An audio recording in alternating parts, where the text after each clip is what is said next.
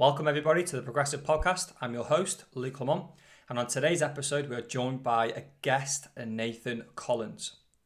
Nathan is an online coach and personal trainer based over in Chelmsford near Ipswich. I bring Nathan on today's episode to discuss his nutrition principles and his training principles that he applies both to himself and to his clients. Nathan wasn't always in the fitness industry. He did actually go through a bit of a career change before entering, which is something that we discuss in the show. Without further ado, let's get into the episode. So I hope you enjoy today's show. So Nathan, thank you for joining on today's podcast. Ladies and gentlemen, this is Nathan. Nathan, just give yourself a little intro and a little bit of background about yourself. Yeah, thanks so much, Luke, for having me on, mate.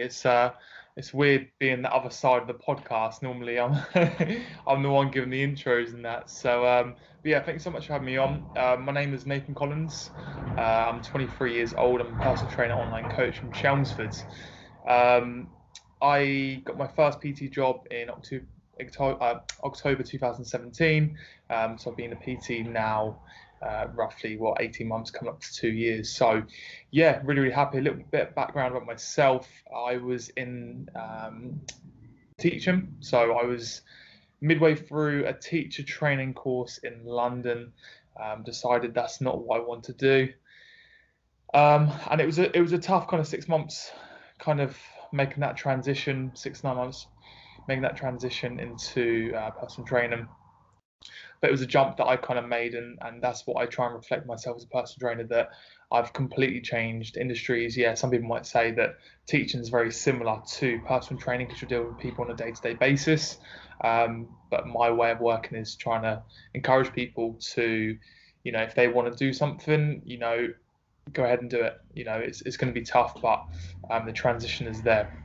And yeah, so my gym that I was at, I'll just touch that now. The gym that I was at since October of 2017, last month went to liquidation. So I recently, in the last kind of 3 weeks, made a transition into another gym, which I'm now settled and everything with. So yeah, it's good, man. It's wicked. Awesome.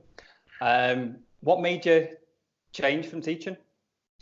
So it was two reasons really. It was so I kind of decided, I went to university, got a degree in sports development and coaching, and I just automatically, I didn't know really what I wanted to do, and I just felt like I was like a hamster on a wheel where, you go to university and you just automatically, you just follow a path that you don't really know what you're on. So obviously my sister was a teacher, and I just felt like I just went to the training course, and it's kind of, I knew I could do it, but was it really what I wanted to do? I just wanted something that was settled. So graduated from university, moved to London with my girlfriend because she was there for university.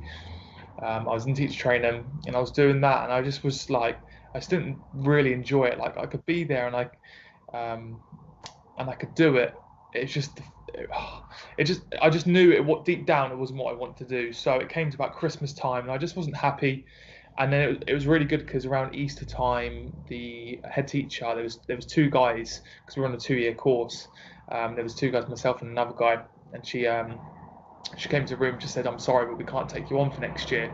You're going to have to move to another school." And then she said this at Easter. So at that point, I was like, obviously I was gutted. I was like, "Oh my God, what am I going to do? What am I going to do?" Went home to Holly, my missus, and she said, "This is not what you want to do. Anyway, is it really? Let's be honest." And I was like, "You know what? No, I don't." Obviously, gym was my thing. I loved going to the gym, but personal training was something that I never really considered because PTs don't make money. That whole, you always get told that no matter what, about friends, family, other people in the industry, PTs don't make money. I was always kind of put off. Yeah. Went ahead and done it, and here I am now. Awesome. So that's like a little health lesson in itself there, isn't it? Being stuck in that job that you don't really want to do, you're not really passionate about, it's going to have a big negative impact all around, isn't it? Because you're going to finish work and you're going to be like, do you know what, I can't be arsed going to the gym. You're just not feeling it. You feel a bit in a rut. Your mental aspect then is down. So then your eating's not on point, but just flipping that round and following your passion, if you're like doing something you love every day, you wake up, you're ignited, and everything just flows so much easier, doesn't it? 100%, and that's what I do with my clients as well. It's the fact that like they're in a position where they see gym and fitness as their escape, and that was exactly the position that I'm in. I'm still in now, even as a personal trainer. Gym is my escape and everything. So no, I get that completely. Yeah, that's awesome. Right, so we'll move on then. We'll talk a little bit about yourself first off. So currently, what's going on? What are your current goals? What's your training look like? What's your nutrition look like? So in terms of my style of training, I hate using the word bodybuilding, but I guess that is the kind of style training I'm doing. I competed last year in men's physique, so that is something that I'm currently pursuing in terms of. I'll tell my current goal. I'll tell my long-term goals first, and then I'll go back into my current because it slightly differs. But my long-term goal is to compete in men's physique and do really well in there as a natural bodybuilder. My current goals at the moment, I've got a holiday in 3 weeks. So what I plan to do, kind of more for business reasons, for the last kind of 8-9 weeks, I've been cutting down. But it's not been like a contest prep cut where it's really, really strict and ritual. I'm trying to, I've basically done like a YouTube series to show what I'm doing, how I'm doing it, and try and make it as flexible as possible, and to show guys that, you don't have to, and girls, don't have to go crazy in terms of a cut. You can just do it slow and steady. You can still eat out, you can still drink alcohol, you can still socialize. So that was for business reasons, and to kind of show people, it can be done. It doesn't need to be so strict like a contest prep. So short term, that is my goals at the moment. Go on holiday. After holiday in Lanzarote, which is the end of June, middle of July, I'm going to go into an off season. So I'm going to hopefully put on as much muscle tissue as possible.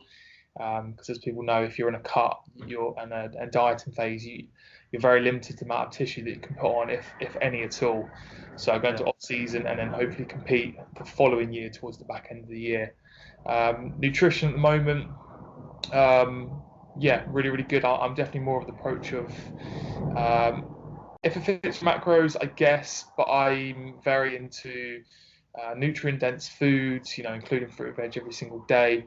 It's not something that I've always been into my kind of fruit and veg and everything like that, but more so now, I just think it should be a massive staple in your diet, no matter what you have. Big fans of I'm a big fan of high volume foods, especially in the dieting phase. And if it fits your macros, so I'll include things, and this is part of my cut at the moment, like ice cream and things like that. It's optimal, potentially not, but it's sustainable, 100%. Yeah, absolutely. I mean, a lot of people look at what's optimal for you, the way you look, don't they? So then they forget what's optimal for sort of psychological benefits. So ice cream for a lot of people might be an optimal thing because then they can adhere to the more nutrient-dense foods over a longer period of time. Yeah. So it all plays its part, doesn't it? Just out of interest, where in Lanzarote are you going? Hesperia, is it? Oh, okay. Don't know. I know Costa Tigres, and then there's another one. There's another two like main places. Just curious, I thought, because I went 2 years ago. Oh, nice. Yeah. Mate, I have no idea. I left it to the missus, didn't I? So. yeah. Don't blame me. All right, cool. So what's your sort of training looking like then? How many days a week you're training, and what you're doing on each day? If you're like, in the gym world, we call it what split you're doing, but I guess for the everyday person, what you're doing roughly on each day. So at the moment, I'm currently on people call it a pull push legs split, but I actually do it slightly differently. I do, push pull legs is what people call it.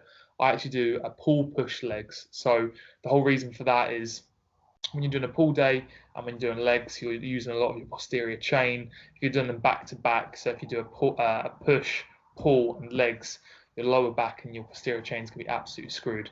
So that's why I've just swapped the pull and push days. Have 2 different rotations. So I'll do a pull, push, legs, or like a lower day. I'll rest, and then I'll do a second rotation with a whole load of different exercises. I'm a big fan of a high intensity approach rather than higher volume. So my type of training, the majority of my exercises, I'll do 2 sets per exercise. I'll do a top set and a back off set. So a top set would be anywhere between 4 and 6 or a 6 to 8 rep range, and a back off would be like kind of 10 to 12, maybe slightly higher than that. Normally in like a pull day, I'll do like 2 puller movements and 2 rower movements. They'll be my main stable exercises that you're going to be looking at progressively overloading, because that is where you're going to be building your muscle tissue, and especially putting all the emphasis onto that top set. And I'll do something very similar in terms of a push day, 2 chest, 2 shoulders, and prioritizing like a staple kind of tricep movement, like a tricep dip, close grip bench, overhead tricep extension, something like that, where you can kind of still kind of progress in, which would be quite cool. So that's my training at the moment. I've kept that consistent for the last probably about a year, actually. Obviously, I have different training blocks, so I'll run with something anywhere between sort of 12 and 16 weeks. I don't tend to change it too often unless I really feel I have to. So sort of 3 to 4 months training block, maybe have a deload and then go again. I'm actually going to, when I come back from Lanzarote, I'm humming and hawing whether to change my training split and prioritize my upper body a little bit more. So I might go into a split where I'm going to be doing like a upper, lower, and then maybe like delts and arms, and just slightly pull back on the frequency of the legs. Still hitting it twice a week, but just I'm planning that out at the moment. But yeah, pull, push, legs at the moment, 2 rotations. Yeah, that's mad. That's exactly what I was doing. So I was doing the pull, push. I've always done pull before push as well, legs, but I've just switched it to 2 upper, 2 lower, and delts and arms. But not front delts, just like middle and rear delts, and then arms. Loving it, by the way. That arm day was epic. Obviously, as a lad, you're going to love the arm day, aren't you? But yeah, I mean, I guess you got to do what works for you, haven't you? You know, if I find it boring doing the same thing all the time. So I've got to split, like mix it up quite often, because I don't know, I guess my attention span isn't great when it comes to doing the same thing for several weeks. You know, I like to change it. Exercises at least every 4 weeks, but you know, at the end of the day, you got to do what works for you. And if we, you know, see your social media, we can clearly see what you're doing is working, because you've packed on a lot of size since last year. I remember your last cut, you know, you're looking a lot bigger. You're a lot leaner this time as well, with short space of time. So yeah, it's cool. What about your nutrition then? You know, when it comes to your nutrition, are you planning each day what you're having? Are you sort of winging it as you go, or fitting it into your calories, making sure that it's most of the time nutrient dense? Just, you know, expand on it a little bit. Yeah, so in terms of nutrition, I keep very staple. I keep very similar things each day. So I'm looking at like kind of my morning, I always have like kind of Greek yogurt, pre-workout oats.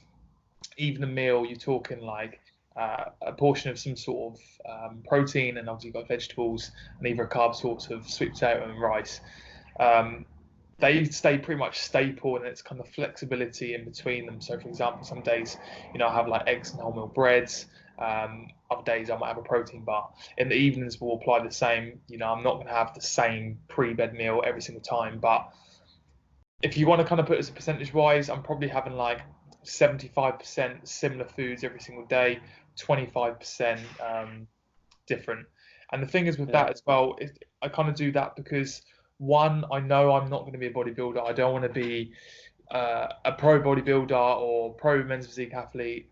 So I know that I have that flexibility to change and adapt with my foods. And also, like, for example, if I'm a personal trainer, online coach, and I'm trying to teach someone about flexible dieting, I'm trying to encourage them to make lifestyle change, I'm not going to get someone to have the same foods every single day for the rest of their life. So in that way, as a personal trainer, I can't necessarily warrant that approach. If I only had bodybuilding clients, completely different, you know, this is what I do, same foods every single day, keep it consistent. But at the same time, me as a personal trainer, and the way I portray myself is, you know, you keep ticking those boxes, you do the same things day in, day out, and obviously you've got flexibility there as well. And that's kind of how I portray myself, and that's what I do with my clients as well. So yeah, nutrition wise, probably like 75%, pretty much staple every single day. With a cut as well, I'm currently on sort of 2,500 calories. So I haven't got loads of calories to play around with. So I have got to keep one eye on what I'm having. But because I know my days and how they work, I know exactly how to plan them out. And I'm with MyFitnessPal as well. Once you're able to use that with like a click of your fingers and not really think about it, it's quite simple really. So, but yeah, nutrient dense foods. I've actually this is something that I haven't really talked too much about, but I don't actually eat beef anymore. My girlfriend, she's a vegetarian, so she cooks a lot of like kind of vegan or vegetarian meals, which I'm slowly starting to have and include into my diet as well. You're not going to see me any like you're not going to see me like promote all these vegan meals and stuff, but I think it's quite cool, and it shows flexibility as well. And I've started to have that a little bit more, and obviously I like my nutrient dense food, so I do enjoy it. So I'm not having beef anymore. Haven't done for like sort of 9 months now. So and then slowly, yeah, cool. All right, Matt, never knew that. Never knew you were. Well, first off, your missus was vegan, and then you were having quite a few vegan meals. I think that gives you another angle then as well. Sorry, vegetarian. Yeah, sorry. Yeah, I suppose it gives you another angle as well. You know, everybody's putting the sort of similar sort of recipes out online, and it's very meat based. So having that vegetarian spin as well, you know, offering that to potential clients or to clients, it makes you that little bit more different, a little bit more unique. So that's brilliant. And plus, you know, we're creatures of habit, and you probably agree with me here. You can get into this routine of having chicken, mince, eggs, and it's just those same three sort of protein sources each time. Maybe throwing a protein shake and a protein bar here and there, but it tends to be those three, doesn't it? And then a bit of fish here and there. So no, I think that's absolutely brilliant. Just out of curiosity, then, what sort of vegetarian protein sources do you have? So I would normally have like corn chicken, or like it sounds so bad calling it corn chicken and corn mince, because it's basically, you sound like you're having meat, but yeah, well, it's basically called corn chicken or corn mince, and with chopped tomatoes, pinto beans, and it's nice. And I'm very big into kind of like digestion now as well. Obviously, I don't know if any listeners know of the Muscle Mentors. If you listen to them, they're very, very scientific, but they preach so highly in terms of, and Eric Helms as well, in terms of digestion. And Eric Helms actually calls himself a flexitarian because he still eats meat, but not as often anymore. And obviously, he brings it down to digestion and stuff. And it's quite nice as well. You'd be very surprised if you don't have a meat-based meal in the evening, how much better you can feel in the evening. I know that sounds really silly, and obviously I'd never thought, you know, I would be in that route, but it sits so much better in your stomach afterwards. It makes you feel fantastic. Obviously, I'm not gonna have a vegetarian meal every single day, but just having, I think I have 2 vegetarian meals in a week now, and you just feel absolutely fantastic. But yeah, those are the 2 that I'm having. The missus is still working on her cooking, so when she's improved a little bit more, I'll feedback some more.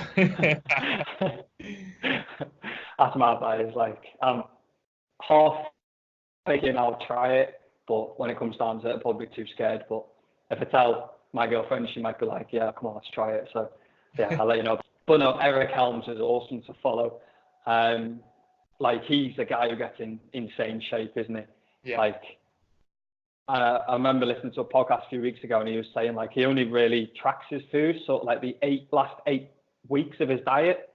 So he goes like 8 weeks without tracking his food, just eating intuitively.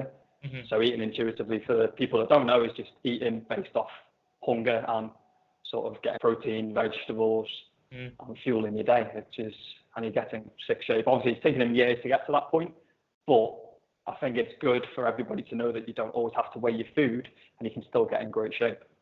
And I think that's such a fantastic point, because obviously, you know, some listeners right now are perhaps, you know, personal trainers, or they're people that just go to the gym and they want results. So by seeing someone like Eric Helms, for example, like, the thing is, you want to be seen as like a normal person. So, you know, you're not like, oh, I'm a bodybuilder, I count my macros, I do the same things every single day. If you can show a bit of flexibility, like he eats intuitively, like you said, or if someone eats, you know, vegetarian meals, it's out of the norm. You think, hang on, that's not right. That's not how you get results.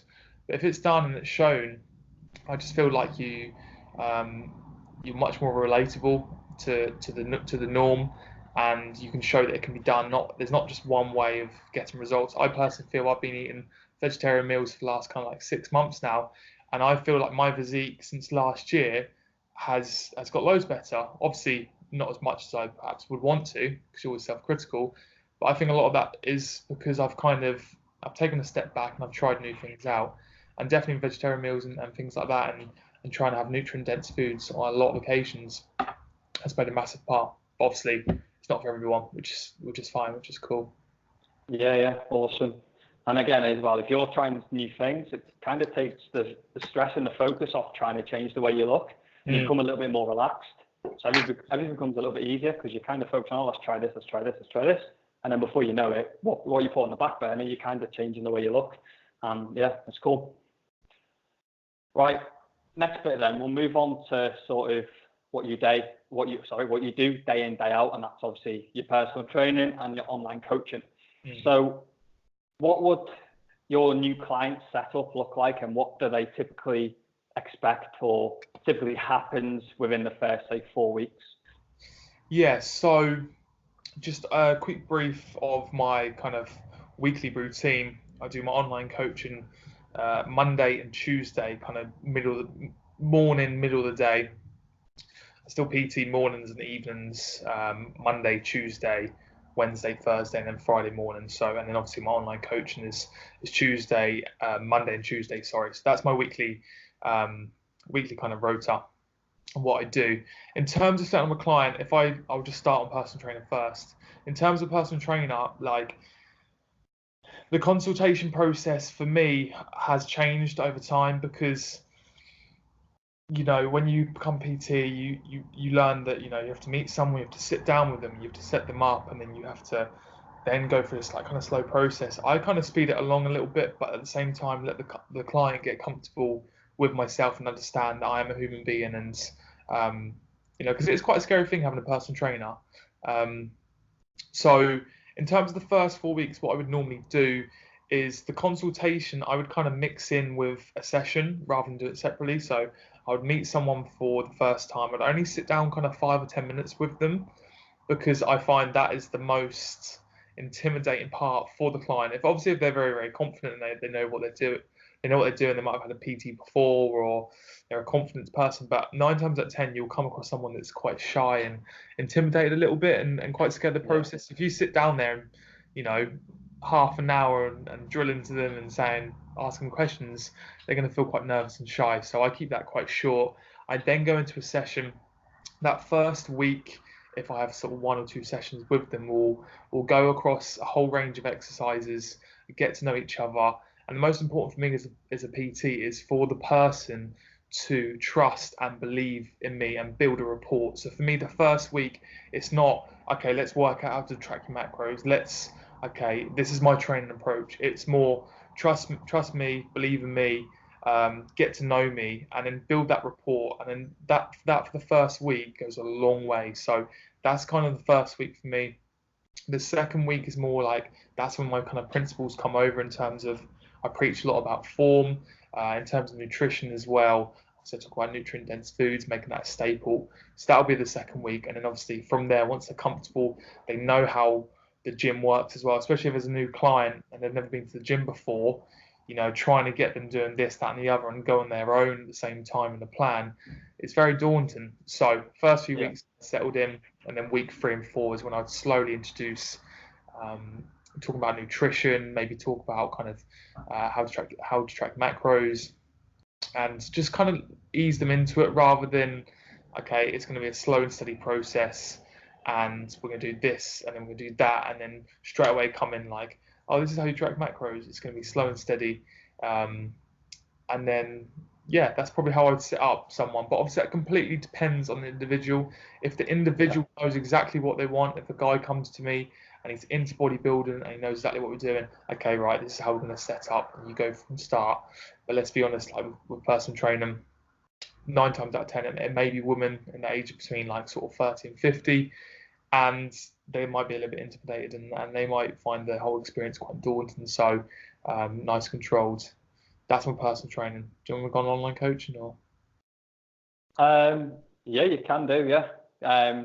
I mean, just going back, you know, to your consultation process, I'm a big fan of going to Starbucks or going to Costa. I don't know if I should be name dropping them really, but just to grab a coffee. It's on neutral turf, isn't it?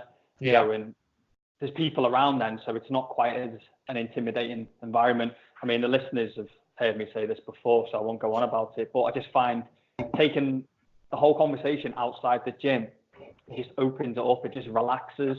Obviously, the coffee shops have got their chilled out music playing. You can sip on a nice hot coffee, and it just helps so much. I'm much like you as well. I'm not going to throw macros at them and tell them, like, you need to do this week.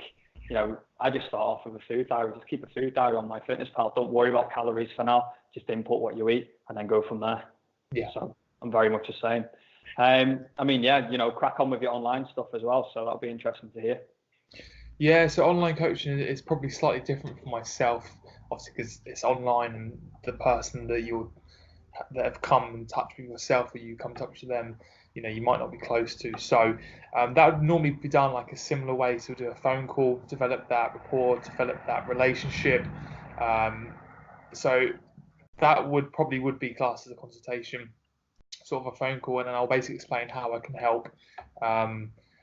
In terms of setting someone up, if they've kind of already had the idea that they would like to pursue with online coaching. So once they have the idea in their head, obviously we'll get started straight away in that week or the next day.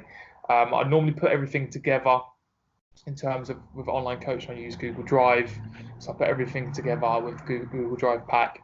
I'd kind of break it down without actually sending it to them first. I'd kind of break it down and just explain what we're going to be doing, any questions, and obviously before I actually send it to them and we get started, I'll do a lot of kind of like feedback back and forth, saying this is what we're going to do, blah, blah, is any problems. And obviously it takes a little bit of adjustment for a week, especially as my main income and my main personal training is my main job. Obviously online coaching is something that I want to make more my main, but obviously it develops over time. So transitions, they understand I'm busy throughout the week. So that could take, sort of just about a week to kind of get the feedback. And then the Google Drive pack goes over to them and they get started.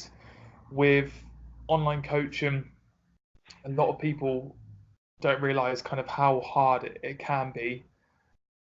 But obviously the process can be made a lot simpler because you're going ahead and doing something. If you haven't kind of stuck to like a training program before, and you haven't kind of maybe worked out your macros, the first 2 weeks is fundamental. So I normally speak to my clients on a day-to-day basis, send plenty of voice notes. Again, the calls will kind of will happen throughout the first couple of weeks if they have anything that they need to talk about. I think the worst thing to do is to let an online client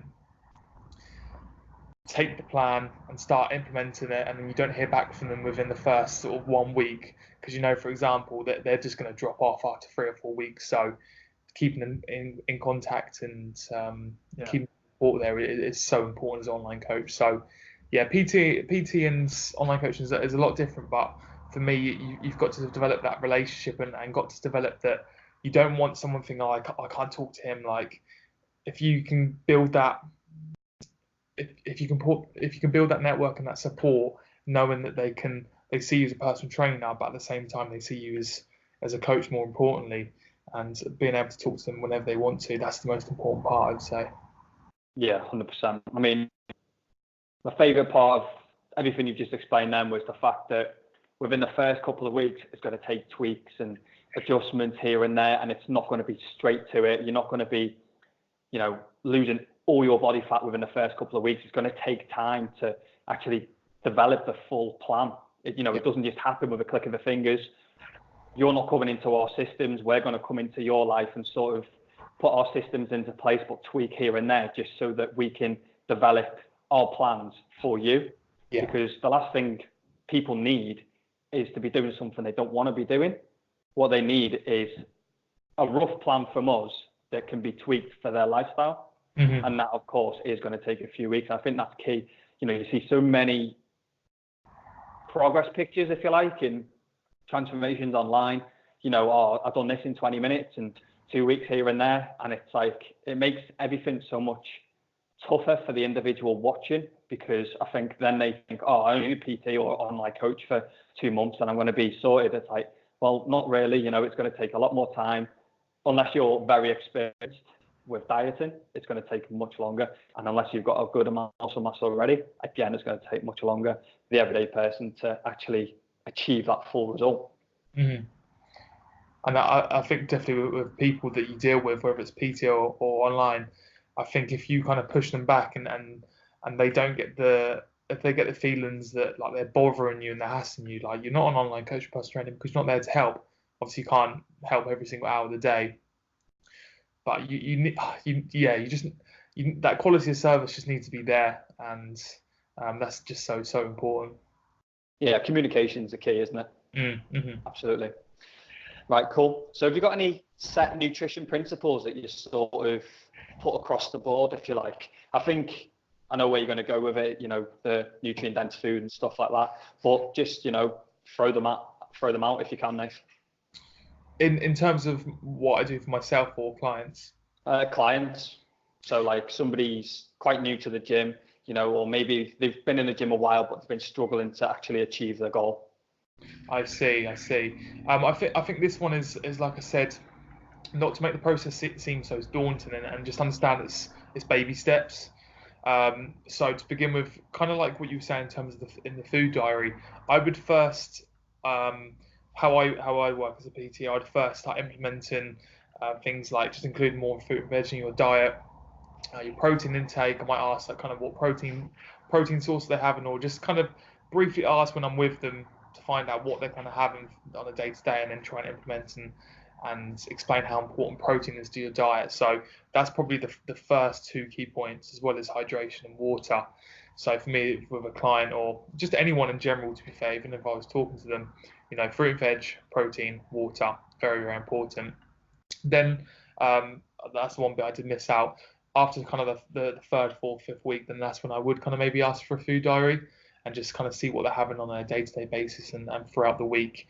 Once I kind of understand that, then obviously when they come back to me with that, I'll look at alternatives with them. And obviously if there's something like in the dinner, they're having something that's very calorie dense, I would probably suggest and say, maybe you should try this. So then I would look to alternatives and maybe just suggest foods that they could potentially be having on a day-to-day basis or include in their diet. So then alternatives, and then I would look at potentially, in terms of MyFitnessPal, trying the app out, having a little bit of a trial run with it, and then obviously feedback and to me over time. But for me, I think like I have people come to me for meal plans and food plans and everything like that, which is fine, and I'm more than happy to give guidance and advice and help. But I do feel like anyone, even myself, like you can't eat the same things every single day. You can't eat the same weekly meals, like because people go out, they socialise, and I have some people that will say, what do I eat at the weekend? And I said, well, you can never. You have to understand. It's like an exam. Like you give someone like the answer to exam and they could pass, but then where do they go from there?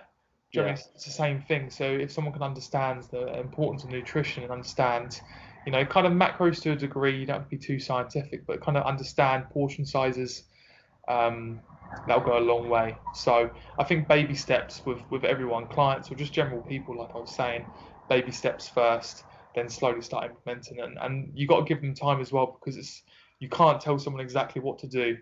You've got to let them listen to you and kind of implement it themselves slowly, I'd say.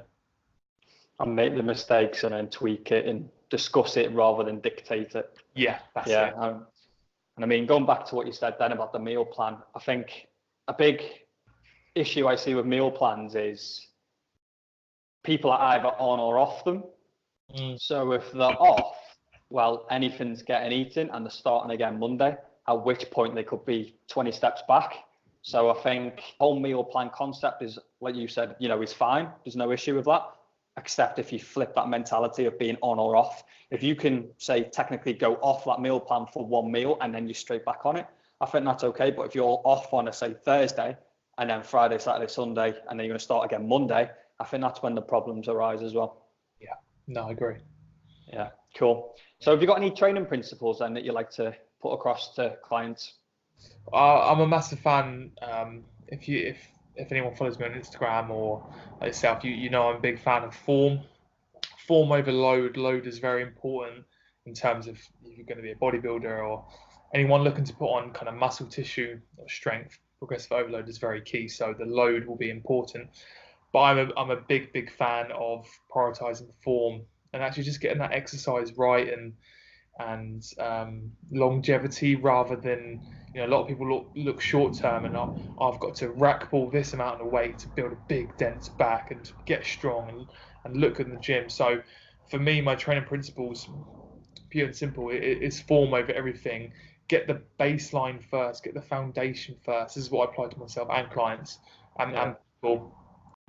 You see so many, and you probably see it yourself in a gym facility, the amount of people that do lateral raises wrong, the amount of people that bounce a bar off their chest, all these simple things that you've seen over years and years and years. I always wonder where they get them from, but they're simple. I made them myself. So my training principles, form over everything, and then slowly look to increase the load and then start hitting PBs, because a lot of my clients, if you've stripped everything back, like a deadlift, for example, you nail the form, you see how ecstatic somebody is. Once you get that ecstatic, and then obviously if you able to build the weights in the gym and they hit a PB, you can see how much that means to them. So at the same time, form is important, but then I still like to hit PBs, personal bests, because for a client to hit personal best, you don't know how much that can impact someone's life, going home to their partner or going home to their friends and saying, I've just deadlifted 60 kilo for 5 for the first time. That could have such a positive impact on the rest of their life, their family situation, their work, job, their everything. So form for me, and then also, I don't like using the word achieving a goal, but for me, hitting PBs. Yeah, no, it's key as well. I think it's important that 1 rep max isn't always essential as well. You can get a new PB or a new 5 rep max or a 10 rep max. It doesn't have to be the 1 rep max, does it? Because I don't know about you, Nate, but I very rarely put clients through a 1 rep max, because I just don't think I don't think there's any point in it, to be honest with you, because they're not strength athletes. Because they want to change the way they look. 1 rep max isn't the most important. So I think, chasing the 5 plus, going up to anywhere, sometimes 25 reps, with females anyway, can go as high as that. So I think it's easy to chase weight, adding more weight on the bar, adding more weight. And then at some point, I like to just strip it down and reset. So I call it like a little reset. And then I make sure that I go through the movement again. And then all of a sudden, I'm feeling the muscle a lot more. Romanian deadlift is a prime example. I can throw loads more weight on than what I actually lift, but I won't actually feel it on my hamstrings. Yeah. I like having that reset just to sort of build it back up. I've just done it with lat pull downs, and my lat pull down session the other day, I've been in agony and I've not felt pain on my lats, which is the side of the muscle on the back, guys. I've not felt pain there for a long while. So it's been good. I like a little reset now and then. Yeah, good, man. No, I agree. Same. Sure. So last one then about sort of your client principles. Have you got any lifestyle principles that you like to implement? I think, like I said this in my story the other day, I think once you're able to basically get results without having to make drastic changes is when you know that you've basically unlocked the key. If you're able to live your everyday life in terms of work, family, just general social lifestyle, and still achieve sustainable results, then that's when you're able to tick that box. And I think that's probably my biggest key one. So you can get your head down and you can get your nutrition on point and you can go to the gym, you can get results, but then at the same time you can isolate everything else. If you can still make your family and your friends and social life work and be able to get results, I think that's the most perfect thing that someone can do, and that's what I implement myself, and I try and do with my clients as well, and people on a day-to-day basis, because that's how I personally feel. That's how it should be. Everybody wants to do well, but you've got to find that balance in life at the same time. Yeah, 100%. I mean, I also argue that balance doesn't exist. I think we go through different peaks of the year where we're sort of, if you've got the straight line down the middle, we sort of go left sometimes, which is more, say, body focused, where it might be approaching summer, it might be just after Christmas, it might be approaching Christmas, where we're more conscious about the way we look. And then we go the other side of the bar when it is summer, we're having barbecues, when it is Christmas, and we sort of flick between the two rather than stay in the middle. if that makes sense. Yeah. The key is for me not to go drastically one way and drastically the other. You kind of try and stay as close to that line as you can. Mm-hmm. So you are going to eat a little bit more during summer because there are barbecues around, but you don't want to go too far beyond that. No. If that makes sense. Yeah. And then again, lifestyle. You can't miss out on social occasions, can you? I've got people who are going out for meals, and then the friends are like, "Oh, don't tell Luke because Luke will shout," because I'm their coach. And it's like, I'm not going to shout, just go out and enjoy yourself. I have a rule as well. Well, not a rule, but I have a sort of principle, if you like, to say, if you're going out for a meal, do the 50% rule or the 2 of the 4 rule. And you can either have a starter and a main, you can have alcohol and a pudding, just pick 2 out of those 4 things. And then that's if you're watching the way you look. Obviously, you can go for all 4 if you want, but if it's a regular occurrence, I often say maybe just pick the 2 out of the 4 rather than all 4. Yeah. That's the key one for me. Right, awesome. So we're approaching sort of the end of the podcast now. So I've got like this little quick fire round. It's a little bit, let's say, bro, and it's going to be like quick fire. So just off the top of your head. So it's going to be like favorite body part to train. Back. Yeah, good choice. Favorite exercise? Hammer pull down. Most impactful book you've read or listened to? What's it called? Habits by, I think something. Atomic Habits. Atomic Habits. No, James not that Clear. one. Someone Charles Doug. Oh yeah. Someone Charles Doug. Yeah, I know what one. Habit. Yeah. Successful habits, creating successful habits or something like that. Yeah, cool. I haven't read that one, but I've read the James Clear one. That's a cool book. Nice. All right, cool. Current favorite podcast? I got this one. Yeah. Well, this now, this is top of the list now. Joe Rogan. Joe Rogan, cool. Yeah. What's your sort of favorite go-to meal? Say again, sorry, you broke up. Sorry, what's your go-to meal? Favorite go-to meal? Oats and whey, peanut butter. Nice. What flavour way? Oh, I've got this creamy toffee Time Nutrition one. Game changer, bro. Trust me, game changer. So I always ask that. It sounds like such a weird question, but because I have to have whey isolate, it's just disgusting because I can't have concentrate because I'm lactose intolerant. So I get jealous of all these like spontaneous flavours. Couple more. Yeah, it's a pain. What do you know and apply now that you wish you knew and applied when you first started? And let's say this is as a coach, so when you first started coaching. Kind of similar to, I'll keep with this consultation, it's, you get told, well, not just consultation, in general life actually. In PT, you get told to do things certain ways, but you've actually got to mold it into yourself. So how you're going to look the best and how it suits you the best, you've got to do that. And that does take time. But I wish I knew that to begin with, because you get told you have to do a consultation process and you have to do checks and the blood pressures, and then you have to do a session of all the exercises. It's not, you can do like that, of course, but you've got to find what works for you, shows off your personality, shows you off as a PT, makes them feel comfortable. I wish I knew that. Yeah. A movement assessment at the minute is a big one around the PTs that I know. Everyone seems to be doing movement assessments. I'm like, are you a movement coach? No. So why are you doing it? Because everyone else is. It's like, I 100% agree. Do you, basically. Yeah. Last one. Best advice you've ever received?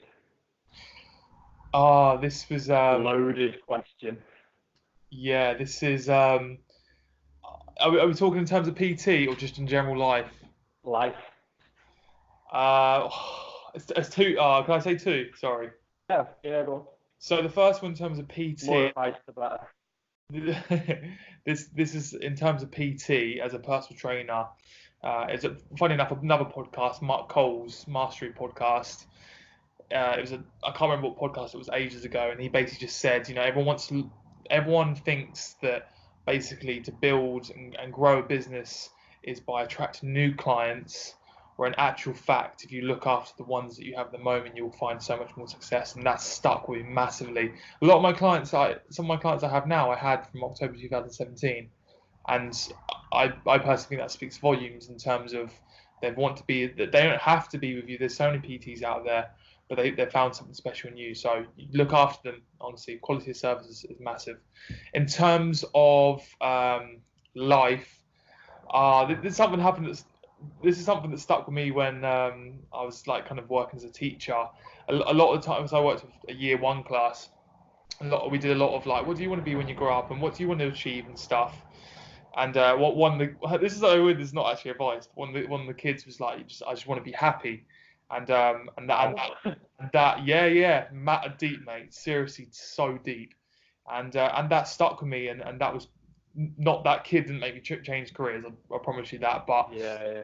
I think with my Instagram and how I portray myself with Carly and my job and everything like that, my lifestyle, I just want a stress-free, happy life, waking up every single day, enjoying what I'm doing, and that's where I'm at the moment. And I'm incredibly blessed to do a job that I love and find stress-free, and knowing I'm growing a business, which is wicked. So that wasn't necessarily advice from that kid, but that hit hard, man. I got goosebumps when he said that, especially from a kid who's in year one. So he's what, 6, 7? He's made it. Yeah, I know. That kid's got. But that's true. I think that's with anything. I think just going back to the client situation as well, trying to get someone to do something they don't want to do, they'll never ever be successful in doing, because they can't sustain to it, and that's personally how I see life. I'm not going too deep on it, man, but that's how I see life. Like I would never do anything I wouldn't want to do. I'd push the boundaries and try things out if I'm not potentially not the best at, but want to try. I'd never do anything that I know that's not what I want to do and stuff. So yeah, that's awesome. Right, one last thing then. If you've got anything to sort of plug, tell us your socials, tell us the name of your podcast. Just let the listeners know where they can find you. Yeah, so guys, you can find me on my Instagram, Nathan Collins with 2 N's at the end. Also have a YouTube channel, Nathan Collins, if you just search Nathan Collins. And I also have a podcast as well, and it's called An Insight into the Fitness Industry. That's where I basically will either have PTs, online coaches, business owners, or people that like competitors, anyone in the industry, and we just talk about how they got in the industry and everything like that. It's a whole wide range of people, which is awesome, because for myself, I'm learning so much myself in that podcast. But yeah, they're the 3 main socials, and if anybody uses Facebook, you can just search for Nathan Collins Fitness. It's basically just linked to my Instagram account, but yeah, go on, man. I think Facebook's dying, isn't it? I always get told by like some other like potentially older people, they're like, okay, they're going to come out of this and that.